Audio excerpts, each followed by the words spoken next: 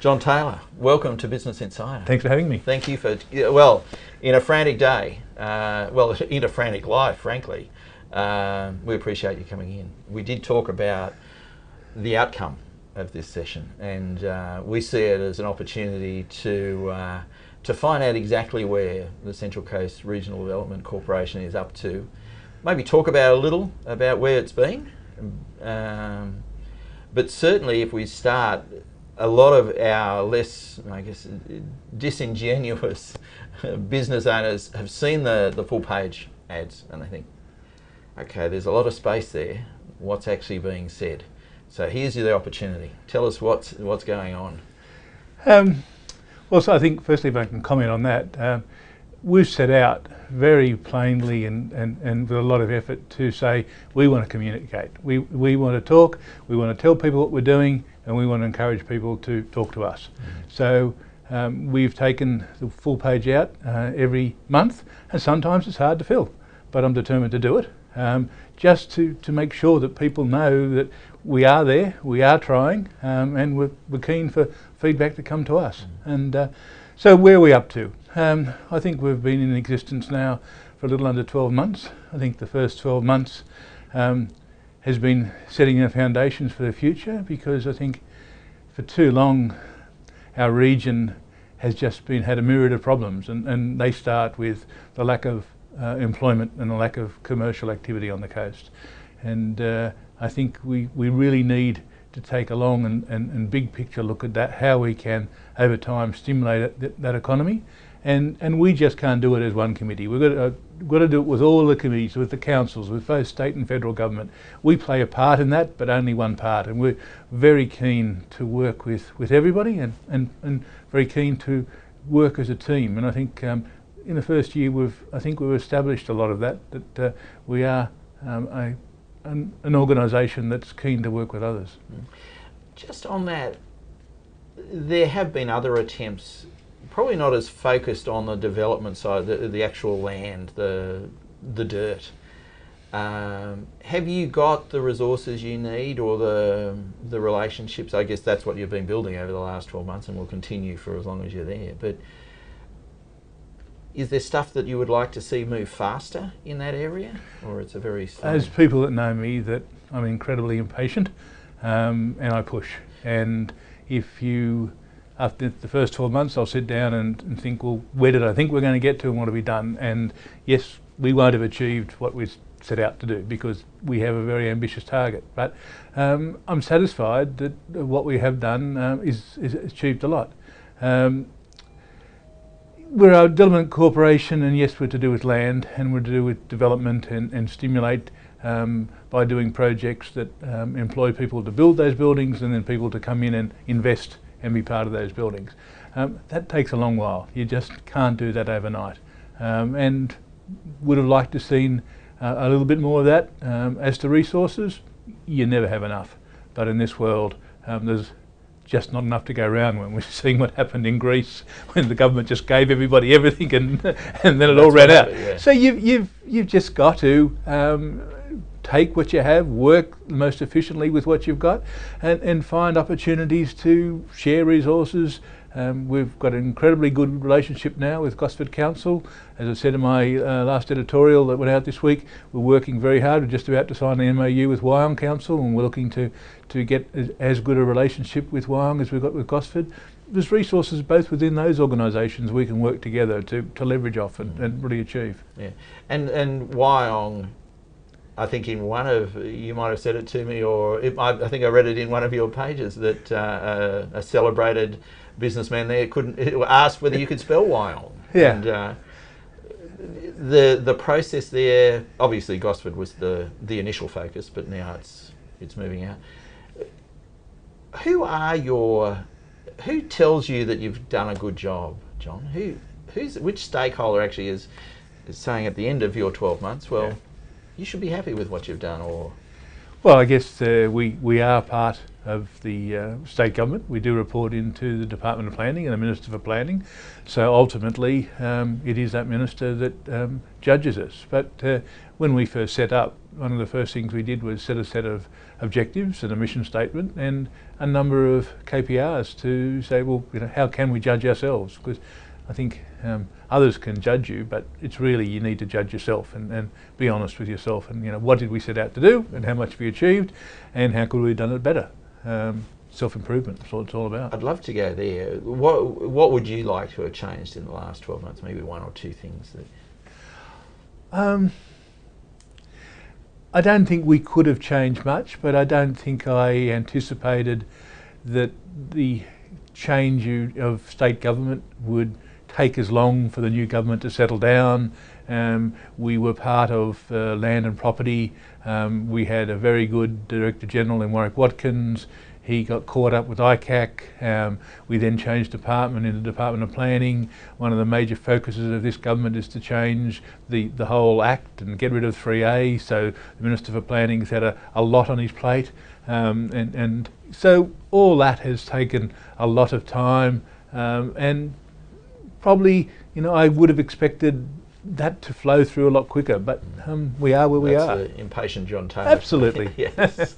And that impatient John Taylor has built at least 3 or 4 construction and related businesses, so you get things done. I think that should be said at this stage. So. Well, I try. Yeah, you do. And I think, as I said to you, and I get my satisfaction out of achievement, and this is, if I don't achieve anything, then I'm not enjoying myself. So if we move on from the stakeholders and talk about customers or clients, which are the other end of this, when we look back at 15 years into the future and say, okay, well, these people are populating the creations and the developments that you've put in train now.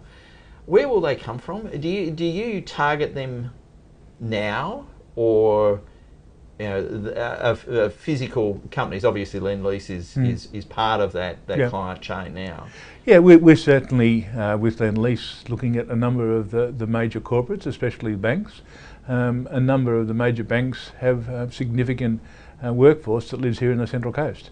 So they travel down every day to sit in an office and then travel back here. There's a real, we think, an opportunity for a major bank to establish significant back office premises here, as a number of corporates. So yes, we're starting to look around because, again, major corporates have 4 and 5 year timeframes. So you need to talk to them now about what they might be doing in 3, 4, 5 years' time.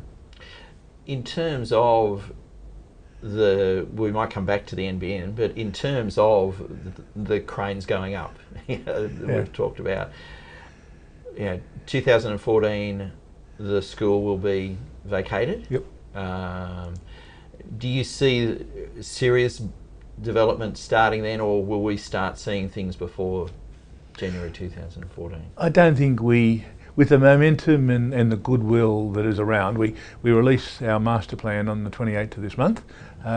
That is already starting to get some momentum. We're starting to do some consultation with some of the people that were in the charrette that we've developed the master plan that preceded the one we've now done. With all that goodwill and that momentum, we can't just wait to 2014. So we will be doing and working with the council to do some work between now and 2014 to keep the momentum going, but the major initiative will be after that school leaves in early 2014. NBN, a powerful tool going Australia-wide. We've had submissions from here and met with good people that's almost a contradiction. I was saying in parliamentary sense, we've met with the highest levels. Does this development fit with the NBN, and can that all be leveraged to say, okay, well, this is another reason we should be on the early rollout process? Where does NBN fit with the landing, I guess, is well, the communication, broadband, high-speed networks, all part of business today. And I talked about back office before. And so the sooner and better we can get very good communications, which the NBN does, then it's another tick in the box for someone looking to come here. Will they come without it? If enough other ticks are there, yes, but it's an added dimension that certainly is a large attraction if we were one of the early beneficiaries of that rollout. And Deborah O'Neill and Simon Crean both this morning spoke about the efforts that the region has put into Canberra, and that we are high on the list of the NBN list of regions they should be looking at. Mm-hmm. Okay. And I'm not sure whether you're allowed to have a soapbox, considering your position, but we'd like to give everyone the opportunity to climb up on one and say, okay, well, we'd like to see this change. Do you have one thing you could wish to change Well, I guess firstly, I'd love to see that in 5 years' time we've been very successful. And how do you measure success? It's not about buildings. It's about the 38,000 people at the moment that have to leave this region every day and travel somewhere else. We need to bring that down, and that's our first and major test. If in what we can't do in the next 2 or 3 years, we can't find work for people at the moment that travel out of this region and work here, then we haven't done what we're set out to do. And so that's, I guess, my first requirement. I quote a lot.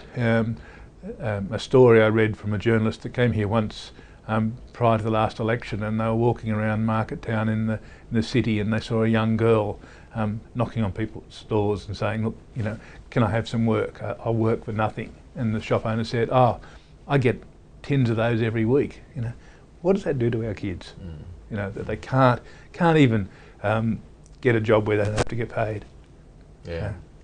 Yeah. It's a sad story, but equally a story that it could be told in suburbs around Sydney, but it's a focus. And she's one of those clients, I guess, I was asking about, getting her a job. In terms of 5 years, have you got and this is now going to personal objectives, have you got a number of jobs that you would like to see? I guess there's two lots. There's the construction jobs, and then there's the long-term jobs. Have you got a number in your head for 5 years out from here, John? No, not yet. It would be just pie in the sky to pluck things in the air. I think we're still understanding what we can do. You talked about resources before. I think we'll put a business plan together next year, put a lot of thought into that, and I think we'd have a better idea now. Then this year it's just been picking up the pieces that the Gosford Council had already started, running with them, making sure they're successful, getting the ball rolling. I think the next year will be a bit more navel-gazing on what we can do in the next few years. And working with a focused state government?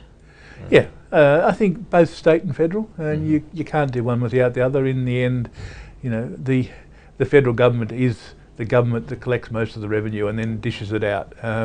They released money yesterday for one of the RDA programs. They released money for black spots on roads. I mean, the times are that they just gave an allocation to state government and said, here you are, you go and run it, that's gone. The federal government collects the money and is very political in how they hand it out and making sure they get credit for when they do hand it out. So you've got to target both. Well, hopefully that's the joy of having a total of 2 or 3 federal swinging seats and a couple more state swinging seats, and we can attract some attention for you. And I think we as a region have got to do more. I continually refer to Geelong, who continually get well funded, and they have a committee called the Committee for Geelong. It's a non-political lobby group that just goes out and unashamedly pushes the barrow to say, well, politicians, unless you look after us, we as the community are not going to support you. And they've been very good, and Geelong has been well funded in a number of areas just for that initiative, and I think something that we as a region really need to be cognizant of. And it's a long-term plan that they've all created through that, and it has been quoted by a couple other people. We probably need to look at how Business Insider can perhaps push that a little further. Yeah, well, I noticed you interviewed David Bacon the other day, and David and I brought up the committee for Geelong probably Indeed. 4 or 5 years ago. I said to someone this morning, David and I said, come on, we'll do this. And I looked around and no one followed us. Just you and David were standing there. That's right. Well, we'll see. And I think this is, it's symptomatic a little bit of the coast. You haven't said it to me today, but I'm very much aware there's a lot of business out there saying, oh yeah, what have you done, and will you fail like the rest of them? I think all that kind of negativity's got to go, and we've just got to get behind each other and do something for the region. Well, here's the trust, and this is a privileged position that I find myself in. I talk to positive people in this, because if you talk to successful people, they are by definition positive, like you are, and there is no space. The most exciting thing that I found is there is no shortage of successful, positive people on the coast. They're just not always visible. I think that's right. I think, see, the geography of the place is there is no regional city. David Chandler says, we're a string of pearls, and so we're all scattered around the place. And every now and again, somebody pops up that have been here for 10 years and I've never heard of them, but they're working away and very successful in business. And Stephen Brahms recounts a story where he was in Macalo a couple of years ago, and there's someone that lives down the street. He's got a business there. We didn't even know. Yeah. So, and I think that connectivity and coming together with all the people that you articulate, the business people that have got strong work ethic and are confident, we need a better way to come together. I think that's the trick of lifting the region. Yeah, well, Dave Abrams talks about bumping into one another in a very positive sense. Yeah, and it's true. If we can play a role in that, we'd love to help. Is there anything that business can do to make sure they understand that you need support and that they can lend support? Is there? I think that's up to us to communicate and be able to articulate what we're doing and get people on board. You can't make people follow you. People follow you because they think you're worth following. And I think that's part of what we've got to do is show that we're not an organisation that's here for the short term. We're here for the long term. We're worth supporting. We are about achievement. We are about goals that have got social benefits, and the support will come. Okay. We're talking, John, about the 38,000 that we. Yep. I was going to say bleed to the metropolis of Sydney, and they go to Newcastle as well. Yep. Enormous opportunity there. Talent, brains, energy. They come back and they're exhausted, mainly because we were asking them to travel. Should we be engaging with them in this process to get them on board as well? And is that part? Do you see that as part of an opportunity for? Very much. I think it's a layered approach. I think I talked earlier about taking those that work in Sydney in organisations, and we can just transfer part of that organisation here, and they can work here. That's the first one. I think that one of the main ones I find is there's a lot of entrepreneurial business people that work off the coast. Our brief is to do projects to stimulate the economy, but I was going to say trickle, but it's certainly not a trickle, is it? It's a stream of people that come out of here every day. There's a huge amount of talent there, and we need to get that talent back here and be able to be comfortable and work here. What we don't want is just becoming a region where people sleep, and it leads to social problems. I did for a long while. I'd get home at 9 o'clock at night and leave at 6 in the morning. You never see your kids. Now, I'm lucky enough that I had a good wife and plenty of time on the weekends to spend it, but others don't have that kind of income that I had, so they take another job. It's just very demeaning for society not to be able to work within a reasonable distance of where you live. And in 5 years we'll be sitting here and celebrating, I hope. Well, certainly hope we've done a lot better. Okay. Thank you. Right.